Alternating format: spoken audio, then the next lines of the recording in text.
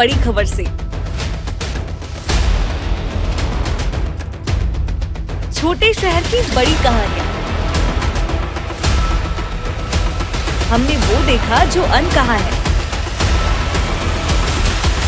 अब खबर आपकी उंगलियों पर, खबरों से परे, हर खबर पर हमारा नजरिया।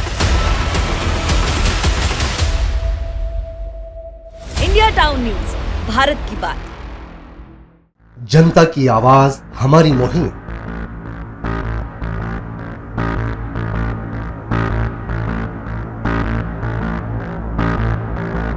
डिजिटल युग की नई आवाज। जनता का भरोसा, जनता की जीत, जनता का मत, ये सारी चीजें जब दावे करती है, हारती है, तो ईवीएम पर सवाल क्यों? आपके लिए सबसे बेहतरीन हमारा प्रयास। इस वक्त की सबसे बड़ी खबर आपको बता रहे हैं। इंडिया टाउन न्यूज, भारत की बात। नमस्कार, इंडिया टाउन न्यूज के इस बुलेटिन में आप सभी का स्वागत है और मैं हूं आपके साथ गरिमा त्रिपाठी। समय है इंडिया टाउन न्यूज में छत्तीसगढ़ की खबरों का। खबरों को विस्तार से देखने के पहले आइए डालते हैं उन खबरों पर नजर जो बनी है इस वक्त की सुर्खियां।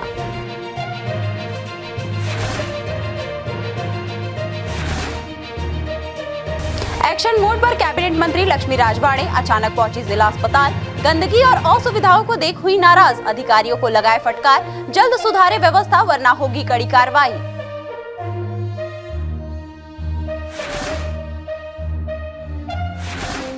अंबिकापुर मेडिकल कॉलेज के हाल बेहाल, 3 दिन से नहीं मिल रहा मरीजों और परिजनों को पानी। साफ सफाई भी हुई प्रभावित, शौचालय में गंदगी का अंबार।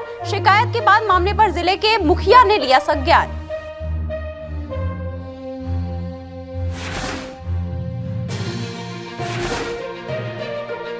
बैंकों में लगी अन्नदाताओं की भीड़, बोनस मिलते ही पासबुक अपडेट कराने पहुंचे। कुछ ने निकाली रकम और किया मोदी का धन्यवाद। एक दिन पहले ही जारी हुआ किसानों का लंबित बोनस।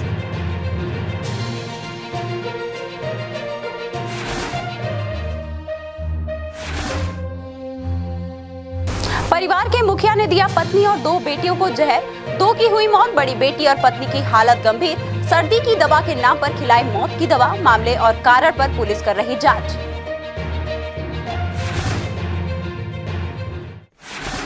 और अब खबरें विस्तार से। कैबिनेट मंत्री लक्ष्मी राजवाड़े अब एक्शन मोड पर आ गई हैं, जिन्होंने जिला अस्पताल का औचक निरीक्षण किया और यहां की अव्यवस्थाएं देख अधिकारियों की क्लास भी लगा डाली।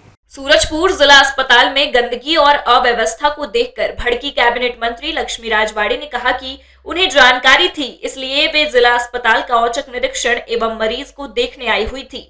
जहां अस्पताल में गंदगी का अंबार है, वहीं मरीज के लिए सुनिश्चित बेड की भी व्यवस्था नहीं है। अस्पताल में जगह जगह से पानी टपक रहा है, वहीं बाथरूम की साफ सफाई भी नहीं हो रही है, जिसे लेकर जिला चिकित्सालय के सीएमएचओ डॉक्टर आरएस सिंह को फटकार लगाते हुए व्यवस्थाएं जल्द दुरुस्त करने के निर्देश दिए हैं। अगर व्यवस्थाएं सही से नहीं सुधरती हैं, तो सीएमएचओ पर कार्रवाई की जाएगी। देखिए, वैसे तो मैं पेशेंट देखने गई थी, अपने मरीज को देखने गई थी, तो वहाँ जाने के बाद वाकई में लगा कि नहीं, पेशेंट वहाँ के जो कर्मचारी हैं या कहना चाहिए डॉक्टर से नाखुश हैं। वहाँ की जो लचर व्यवस्था देखी, ना सफाई है, ना छत में पानी चूरा है, उसका छत टूटे हुए हैं, मतलब वहाँ पूरी अव्यवस्था है।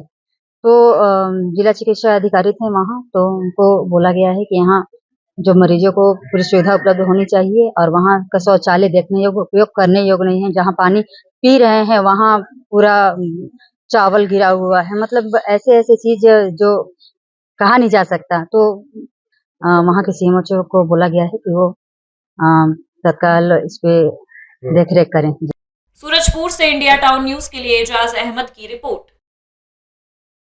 मेडिकल कॉलेज अस्पताल अंबिकापुर के महिला मेडिकल और डायलिसिस वार्ड में पानी सप्लाई के लिए लगाए गए पंप 3 दिनों से खराब हैं, जिसका खामियाजा वार्ड में भर्ती मरीजों को उठाना पड़ रहा है। प्रबंधन की लापरवाही से आए दिन अस्पताल में हर प्रकार की समस्याएं उत्पन्न होती रहती हैं। इस बार 3 दिनों से पानी के लिए अस्पताल में भर्ती मरीज परेशान हैं। अस्पताल में पानी सप्लाई के लिए लगाए गए पंप कई सालों से चल रहे हैं। आए दिन पंप खराब हो जाते हैं और अस्पताल में पानी सप्लाई बंद हो जाती है। अस्पताल में भर्ती मरीज के परिजनों ने बताया कि बीते 3 दिनों से अस्पताल में पानी सप्लाई बंद है और हमें शौचालय और अन्य कामों के लिए पानी खरीद कर लाना पड़ रहा है। स्थिति यह बन गई है कि जिन भर्ती मरीजों के घर अस्पताल के नजदीक है वह अपने घर में जाकर शौच और स्नान कर रहे हैं। पानी की सप्लाई नहीं होने से अस्पताल के शौचालय और स्नान घर में गंदगी पसरी हुई है। पानी की बहुत परेशानी हो रही है। आज तीसरा दिन हो रही है। बाहर होटल या कहीं नल है तो वहाँ से ला के यूज कर रहे हैं। किसी तरह पकड़ के बाहर लेते हैं, नहीं तो फिर बोतल खरीद के लाते हैं, बाथरूम लेते हैं किसी तरह। यहाँ तो पानी की उपलब्ध होना चाहिए। सर अपनी माता जी को लेकर आया हूँ, एडमिट हुआ हूँ सर। आया तो देखा सर 3 दिन से पानी ही नहीं है। टैंकर में कल आए थे, आधा घंटा तक पानी रहा सर, इसके बाद ख़त्म हो गई पानी। पूरा बाथरूम वगैरह पूरा कचरा से भरा पड़ा है, लेटरिन वगैरह से। अब बुजुर्ग महिला लोग हैं सर, बाहर कहाँ हम लोग ले जाएं। सुपरवाइज़र वगैरह को बोले पूछताछ करके, तो उन लोग भी बोले कि पानी ये समरसिबल ख़राब हुआ है, बन रहा है 3 दिन से बन ही रहा है। जब कलेक्टर को इस बारे में जानकारी दी गई तो उन्होंने बताया कि अस्पताल में पानी सप्लाई के लिए लगे पंप खराब है, जिसे ठीक करा दिया गया है और ऐसी स्थिति दोबारा निर्मित ना हो, इसके लिए वैकल्पिक व्यवस्था की जाएगी ताकि अस्पताल में भर्ती मरीज को पानी की समस्या ना हो। हाँ, आज वो समस्या को दूर कर लिया गया है। मोटर जल गया था। अभी माननीय विधायक जी से भी मेरी चर्चा हुई, उसमें हम लोग एक व्यवस्था कर रहे हैं कि एक एडिशनल टैंकर वो हमेशा 24 घंटे वहाँ पे उपस्थित रहेगा कि कभी मान लीजिए कोई भी टेक्निकल एरर या किसी भी चीज़ की वजह से अगर पानी की कमी हो जाए तो तत्काल उस टैंकर से उसमें प्रोवाइड कर दिया जाए।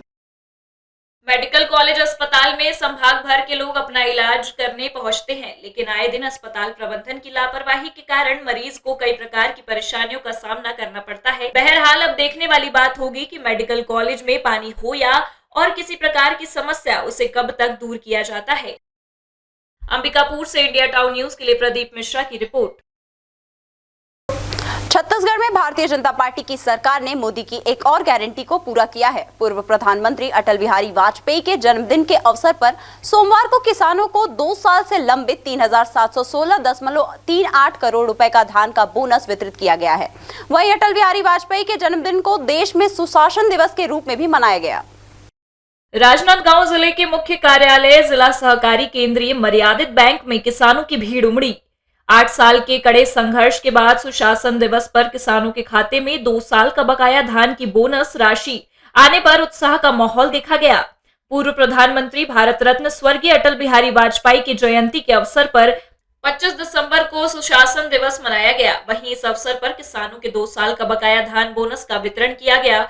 दूसरे दिन किसान राशि का आहरण कराने और बैंक पासबुक में दर्ज कराने बड़ी तादाद में जिला सहकारी केंद्रीय मर्यादित बैंक पहुंचे। पिछले 8 साल से किसान धान का बकाया बोनस राशि के लिए संघर्ष कर रहे थे। किसानों का कहना है कि पूर्व कांग्रेस के भूपेश सरकार ने भी 2 साल के बोनस देने का वादा किया था, लेकिन उन्होंने वादा पूरा नहीं किया, जिससे प्रदेश में सरकार नहीं बन पाई। विधानसभा चुनाव के दौरान भारतीय जनता पार्टी ने मास्टर स्ट्रोक खेलते हुए अपने घोषणा पत्र में मोदी की गारंटी के तहत 2 साल की बकाया बोनस राशि को देने का ऐलान किया था। लगातार हम लोग 8 सालों से संघर्ष कर रहे थे। जो पिछला 2 साल का बोनस बचा था और वो एक किसानों की स्वाभिमान की बात है, और 2 सालों में जो 300 की कीमत 9 साल में 8 साल में थोड़ा बढ़ गया है, तो इसके लिए बीजेपी को तो खेद करनी चाहिए कि हम लगातार संघर्ष किए। इसके लिए काफ़ी लंबा आंदोलन हुआ। और ये भी है, भूपेश सरकार जो 2 साल के बोनस देने के वादा करके आई थी, उसने देने का नाम ही नहीं लिया, इसलिए उसकी भी सरकार को जाना पड़ा। तो हम सरकार को या घोषणा पत्र में बोल करके किसानों को चुप कोई भी सरकार या कोई भी पार्टी नहीं निकल सकती। खुशी है, देर सवेर हुआ पर कम से कम किसानों को 2 साल का बोनस मिला, तो किसानों में हर्ष है। आप लोगों को 2 साल का बोनस दिया जा रहा है, कैसा लग रहा है? ठीक लगा ना, मिल गया। बहुत लेट किया, लेट हुआ तो भी खुशी है। खुशी है, जो मांग रहे तो मिल गया ना भाई, खुशी है। राजनांदगांव से अमित चटर्जी के साथ Aishwarya Shyam, India Town News. Congress party के स्थापना दिवस के उपलक्ष्य में 28 दिसंबर को नागपुर में दोपहर 2 बजे कांग्रेस पार्टी के द्वारा विशाल रैली का आयोजन किया जा रहा है, जिसके संदर्भ में कांग्रेस के कोटा विधायक अटल श्रीवास्तव ने बिलासपुर के कांग्रेस भवन में प्रेस वार्ता कर जानकारी दी कि कांग्रेस की ये विशाल रैली लोकसभा चुनाव 2024 का आगाज है। राष्ट्रीय स्तर की इस रैली में देश भर से कांग्रेस के वरिष्ठ नेतागण, पदाधिकारी, कार्यकर्ता लाखों की संख्या में शामिल होंगे। छत्तीसगढ़ से भी हजारों की संख्या में सभी जिलों से कार्यकर्ता शामिल होंगे। नागपुर की यह रैली देश की राजनीति में परिवर्तन का शंखनाद होगी। बढ़ती महंगाई, बेरोजगारी, राष्ट्रीय सुरक्षा के मामले में केंद्र की भाजपा सरकार की विफलता, संवैधानिक संस्थाओं की स्वायत्ता पर हमले के विरोध में यह रैली आम आदमी की आवाज होगी। कांग्रेस पार्टी अपनी स्थापना के समय 1885 से ही जनता के लिए जनता की आवाज बनकर संघर्ष करती रही है। आजादी की लड़ाई कांग्रेस पार्टी ने लड़ी। देश की आजादी के बाद भारत के नवनिर्माण में भी कांग्रेस का महत्वपूर्ण योगदान है। 28 दिसंबर को नागपुर में जो पूरे हिंदुस्तान की हृदय स्थल है, महाराष्ट्र के नागपुर में हो रहा है, और 139वें स्थापना दिवस पे कांग्रेस ने एक तो क्राउड फंडिंग इकट्ठी की है, जिसमें आपको 138 रुपये, 1380 रुपये या 13,800 रुपये आपको कांग्रेस को फंडिंग के लिए देना है, देश की फंडिंग के लिए। कांग्रेस एक ऐसी पार्टी है जिसने 1885 से लेकर अभी तक 139 साल कांग्रेस ने आम जनता के हित की लड़ाई लड़ी, सत्ता में रही तो भारत के नवनिर्माण की दिशा में काम किया, विपक्ष में रही तो विपक्ष की भूमिका निभाते हुए हमेशा सत्ता पक्ष को सचेत किया, और आज भी कांग्रेस आम जनता की लड़ाई लड़ रही है। जो महंगाई के लिए, बेरोजगारी के लिए, जिस तरीके से देश में पूरे संसाधनों को बेच दिया जा रहा है, उसकी लड़ाई अगर कांग्रेस लड़ रही है।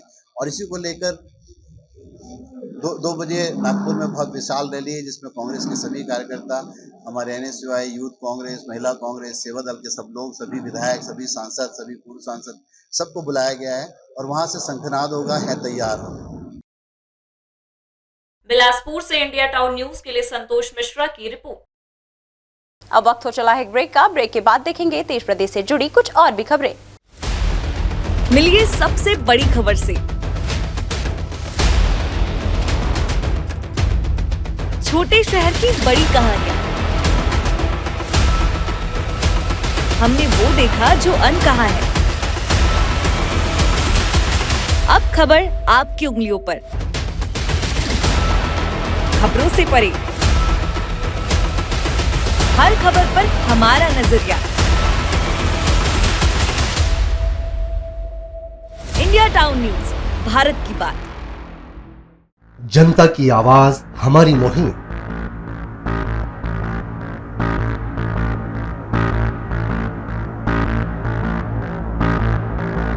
डिजिटल युग की नई आवाज।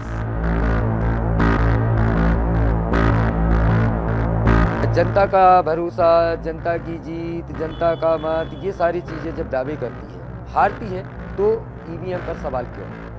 आपके लिए सबसे बेहतरीन हमारा प्रयास। इस वक्त की सबसे बड़ी खबर आपको बता रहे हैं। इंडिया टाउन न्यूज, भारत की बात। ब्रेक के बाद आपका स्वागत है। किसी बात से परेशान परिवार के मुखिया ने खुद तो जहर खाया, वहीं अपनी पत्नी और 2 बेटियों को भी आयुर्वेदिक दवा के नाम पर जहर दे दिया, जिसमें उसकी और छोटी बेटी की मौत हो गई, जबकि पत्नी और बड़ी बेटी जिंदगी और मौत के बीच झूल रही है। एक ही परिवार के 4 लोगों ने जहर खा लिया। जामुल थाना के लक्ष्मीनगर में रहने वाले हेमलाल वर्मा पेशे से गैरेज मैकेनिक है, जो अपनी पत्नी और 2 बेटियों के साथ निवास करता था। हेमलाल वर्मा, जानवी वर्मा, पत्नी और बच्चे मुस्कान की मौत हो गई। प्रिया की स्थिति गंभीर बनी हुई है। देर रात हेमलाल ने आयुर्वेदिक दवा खाने के बहाने सभी को जहर खिला दिया था, जिसके बाद हेमलाल और मुस्कान की मौत हो गई। तो वहीं पत्नी जानवी और प्रिया को निजी अस्पताल में भर्ती कराया गया है। प्रिया 14 वर्ष और मृतक मुस्कान 11 साल की है। यह आर्थिक तंगी से जुड़ा मामला अब तक प्रतीत हो रहा है। हेमलाल ने किस कारण से स्वयं और परिवार के लोगों को जहर खाने पर मजबूर किया था, इस बात को लेकर जामुल थाने की पुलिस जांच कर रही है। इसमें पुलिस को सूचना मिली है, जो अस्पताल में 4 लोग भर्ती हुए थे, तो उसमें अभी पुलिस जांच चल रही है और जो भी इसमें तथ्य आएंगे वो आपको बता दी जाएंगे। सर, कितने लोग इसमें देखते हैं? अभी 4 लोगों की सूचना है, जिसमें कि एक पति पत्नी और उनके 2 बच्चे हैं। एक हस्बैंड की और एक बेटी की डेथ हुई है और 2 की अभी हालत नाजुक है। अभी तक कुछ भी कहना संभव नहीं है, जो भी होगा जानकारी आपको दे दी जाएगी। भिलाई से इंडिया टाउन न्यूज के लिए सोमनाथ साहू की रिपोर्ट। सिख धर्म के 10वें गुरु गुरु गोविंद सिंह के छोटे बेटों जोरवार सिंह और फतेह सिंह के शहादत के कारण हर साल 26 दिसंबर को वीरबाल दिवस के रूप में मनाया जाएगा। इसी कड़ी में मंगलवार को उनकी शहादत को याद किया गया। गुरु गोविंद सिंह के 2 बेटों को 9 वर्षीय जोरावर और 7 वर्षीय फतेह को मृत्युदंड दिया गया था। उन्हें जिंदा ईंटों से चुनवा दिया गया था। लिहाजा उस समय से 26 दिसंबर को वीर बाल दिवस मनाने की शुरुआत हुई, जो हर वर्ष सिख समाज मनाता आ रहा है। बिलासपुर में भी वीर बाल दिवस के मौके पर इसे शहीदी सत्ता के रूप में मनाया गया, जिसमें विभिन्न कार्यक्रम के माध्यम से वीर बाल की जीवनी को बताया गया। तो वहीं आज छत्तीसगढ़ के उप मुख्यमंत्री अरुण साहू ने बिलासपुर के लखीराम ऑडिटोरियम में पहुंचकर सिख समाज को बधाई दी एवं कार्यक्रम में शामिल हुए। गुरु गोविंद सिंह जी के दोनों साहबजादे जोरावर सिंह, साहबजादे फतेह सिंह के शहादत दिवस को पूरा देश वीर बाल दिवस के रूप में मना रहा है। कि नरेंद्र मोदी जी की सरकार का निर्णय कि किस प्रकार से अपने देश के लिए बहादुरी से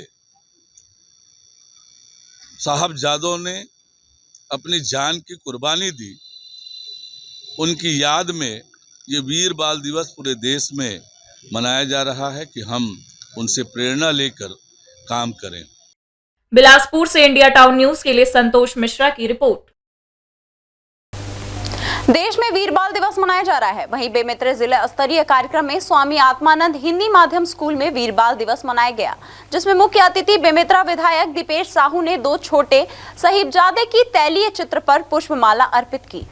मंगलवार को केवल राम पेट्रोल पंप पर भाजपा संगठन द्वारा विजय शाह को 5वीं बार मंत्रिमंडल में शामिल होने पर ढोल धमाकों के साथ नृत्य करते हुए एक दूसरे को मिठाई खिलाकर आतिशबाजी के साथ खुशी मनाई गई। हर्षद विधायक क्षेत्र में विजय शाह द्वारा किए गए विकास कार्यों को लेकर जनता का आशीर्वाद उनके साथ रहा। साथ ही उनकी कार्यशैली को देखते हुए केंद्रीय एवं प्रदेश संगठन ने आदिवासी नेता विजय शाह को मुख्यमंत्री मोहन यादव के मंत्रिमंडल में कैबिनेट का दर्जा दिया गया। आदिवासियों के दिलों पे राज करने वाले हमारे ऐसे राजकुमार, इन्होंने मकड़े के राज घराने में जन्म लिया, लेकिन सेवा का ऐसा उन्होंने संकल्प चुना कि आज हरसूद विधानसभा क्षेत्र की जनता हो, किसी प्रकार का भी वहाँ दुख हो, उसमें शामिल होता है पूरा परिवार, शाह परिवार। और आज हम देख रहे हैं कि देश ही नहीं विश्व का पहला आदिवासी नेता विजय शाह है, जिन्होंने लगातार एक ही क्षेत्र से 8 बार विजयश्री का परचम लहराया। क्षेत्र की जनता के आशीर्वाद से, भारतीय जनता पार्टी के कार्यकर्ताओं की बदौलत उन्होंने 8वीं बार ऐतिहासिक मतों से जीत दर्ज की। साथ ही मध्य प्रदेश के केंद्र और प्रदेश के जो हमारे संगठन में जो नेतृत्व है, उन्होंने 5वीं बार हमारे लाडले विजय शाह जी को फिर 5वीं बार मंत्री पद दिया है। निश्चित तौर पर मैं पार्टी का 1990 में आदरणीय स्वर्गीय हुकुमचंद यादव जी के सानिध्य में काम करना सीखा।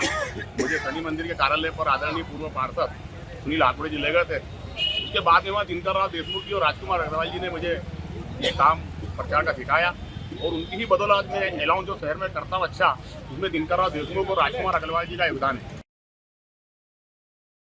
इंडिया टाउन न्यूज के लिए खंडवा से शेख आसिफ की रिपोर्ट। कोरिया जिले के बैकुंठपुर स्थित राजीव भवन में प्रेस कॉन्फ्रेंस आयोजित की गई, जिसमें कांग्रेस जिला अध्यक्ष प्रदीप गुप्ता द्वारा बताया गया कि 28 दिसंबर को कांग्रेस का 139वां स्थापना दिवस है, जो नागपुर में मनाया जाएगा। आगामी लोकसभा चुनाव को देखते हुए कांग्रेस ने हम तैयार है का स्लोगन भी दिया है। स्थापना दिवस के अवसर पर छत्तीसगढ़ से बड़ी संख्या में पदाधिकारी एवं कार्यकर्ता नागपुर कार्यक्रम में शामिल होंगे। उन्होंने आगे बताया कि 28 दिसंबर को होने वाली रैली देश की राजनीति में होने वाले परिवर्तन का शंखनाद होगा। इस प्रेस कॉन्फ्रेंस में जिला अध्यक्ष प्रदीप गुप्ता, पूर्व विधायक अंबिका सिंह देव, योगेश शुक्ला सहित पदाधिकारी एवं कार्यकर्ता मौजूद रहे। ये कांग्रेस के 139वां स्थापना दिवस जो कि महाराष्ट्र नागपुर में विशाल रैली के रूप में मनाया जा रहा है, और यह रैली 2024 लोकसभा चुनाव के आगाज के रूप में है। हम तैयार हैं को लेकर हम ये प्रेस वार्ता यहाँ पर रखी गई है। भारतीय जनता पार्टी की सरकार जो कि आतंकवाद से पीड़ित हैं लोग, देश में अराजकता फैली हुई है, सांसदिक मर्यादाओं पर हमला हो रहा है, महंगाई बढ़ी हुई है, बेरोजगारी बढ़ी हुई है, इन सभी मुद्दों को लेकर हम ये आगाज़ करेंगे और जनता से ये अपील करेंगे कि आने वाले समय में कांग्रेस की सरकार बनाएं, कांग्रेस सरकार बनाएं और जनता के हित में अपने कार्य कराएं। इस उद्देश्य को लेकर और धार्मिक सौहार्द बनाए रखें जिससे कि इस देश का चहुमुखी विकास हो। इस उद्देश्य को लेकर ये रैली, ये प्रेस वार्ता रखी गई। बिलासपुर पुलिस अधीक्षक संतोष सिंह द्वारा नशे के विरुद्ध चलाए जा रहे निजात अभियान के तहत बिलासपुर पुलिस को 115 नग कफ सिरप के साथ एक व्यक्ति को गिरफ्तार करने में सफलता मिली है। बिलासपुर पुलिस अधीक्षक संतोष सिंह के निर्देश पर जिले के सभी थाना प्रभारी निजात अभियान के तहत अवैध नशे के विरुद्ध लगातार कार्यवाही कर रहे हैं। इसी दौरान 24 दिसंबर को मुखबिर के माध्यम से सूचना मिली कि जरहा भाटा सिंधी कॉलोनी निवासी साहिल धनवानी पिता दीपक धनवानी बड़ी मात्रा में कफ सिरप बिक्री कर रहे हैं। सूचना पर ACCU बिलासपुर व सिविल लाइन पुलिस के द्वारा आरोपी साहिल धनवानी को गिरफ्तार कर आरोपी के पास से इसका कोडिन फास्फेट युक्त कफ सिरप 115 नग जब्त किया गया। जब्त की गई कफ सिरप का अनुमानित मूल्य 20,000 रुपए बताया जा रहा है। मामले में थाना सिविल लाइन में धारा 21 और 22 NDPS एक्ट के अंतर्गत अपराध पंजीबद्ध कर विवेचना की जा रही है। सिंधी कॉलोनी निवासी साहिल धनवानी काफी दिनों से शिकायत मिल रही थी कि ये अपने घर में रखकर कफ सिरप का अवैध बिक्री कर रहा है। श्रीमान संतोष सिंह हमारे जो पुलिस अधीक्षक महोदय हैं, उनके निर्देश पर मुखबिरी की गई और तस्दीक करने के बाद पता चला कि हाँ, वास्तव में ये व्यक्ति अपने घर के आसपास के नाबालिग बच्चों और नौजवान लोगों को अवैध रूप से कफ सिरप बिक्री कर रहा है। कि तस्दीक पश्चात रेड कार्रवाई की गई। इसके कब्जे से 115 नग कफ सिरप बरामद की गई और बरामद कर NDPS एक्ट के तहत कार्रवाई की जा रही है और वैधानिक कार्रवाई की जा रही है। बिलासपुर से इंडिया टाउन न्यूज के लिए संतोष मिश्रा की रिपोर्ट। ये थी अब तक की खबरें। अब मुझे दीजिए इजाजत, लेकिन आप अपने पसंदीदा न्यूज चैनल को लाइक, शेयर और कमेंट करना न भूलें। साथ ही पल पल की खबरों और मनोरंजन के साथ ही देश प्रदेश की जानकारी के लिए आप जुड़े रहे इंडिया टाउन न्यूज के साथ। नमस्कार। मिलिए सबसे बड़ी खबर से। छोटे शहर की बड़ी कहानियां। हमने वो देखा जो अनकहा है। अब खबर आपकी उंगलियों पर। खबरों से परे, हर खबर पर हमारा नजरिया। इंडिया टाउन न्यूज, भारत की बात।